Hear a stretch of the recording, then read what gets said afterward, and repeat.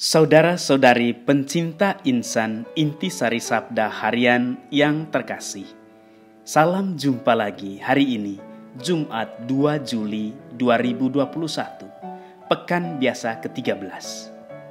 Kita akan bacakan dan renungkan perikop Injil Matius, bab 9, ayat 9 sampai 13. Pertama-tama kita simak bacaan Injil.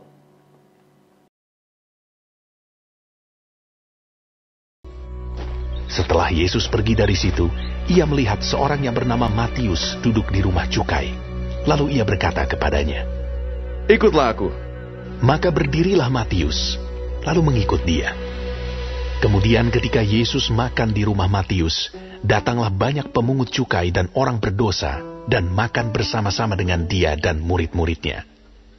Pada waktu orang Farisi melihat hal itu, berkatalah mereka kepada murid-murid Yesus, "Mengapa guru memakan bersama-sama dengan pemungut cukai dan orang berdosa?" Yesus mendengarnya dan berkata, "Bukan orang sehat yang memerlukan tabib, tetapi orang sakit.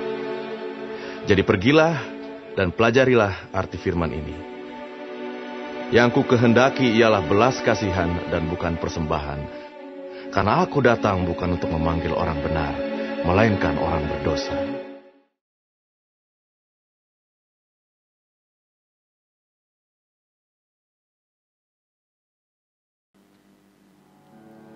Saudara-saudari pencinta insan yang terkasih, Matius dipanggil Yesus ketika dia sedang bertugas sebagai pemungut cukai di tempat tugasnya, katakan di kantornya.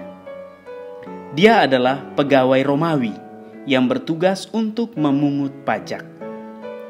Pekerjaannya sudah menjadi identitas yang terpatri dalam dirinya, pemungut cukai.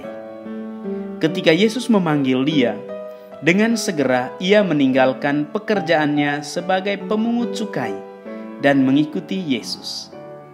Dia meninggalkan identitasnya yang adalah juga pekerjaannya untuk mendapatkan identitas dan pekerjaan yang baru dalam mengikuti Yesus.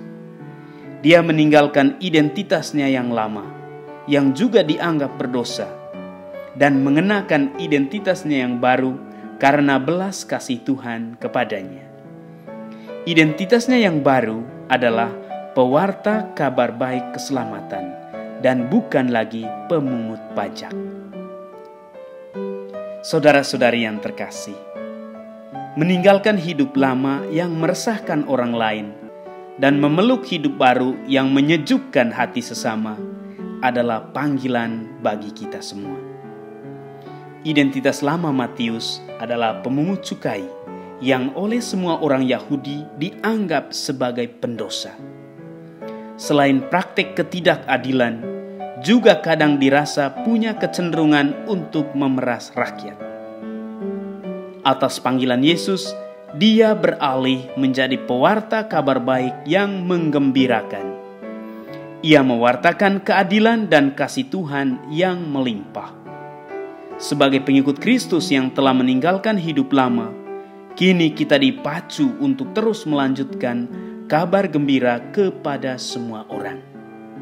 Kita dipanggil untuk menjadi menara pewartaan kabar gembira, kabar sukacita, kabar bahagia kepada siapa saja yang kita jumpai.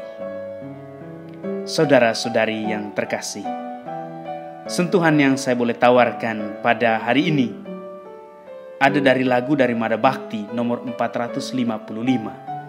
Sesudah dirimu diselamatkan, jadilah saksi Kristus.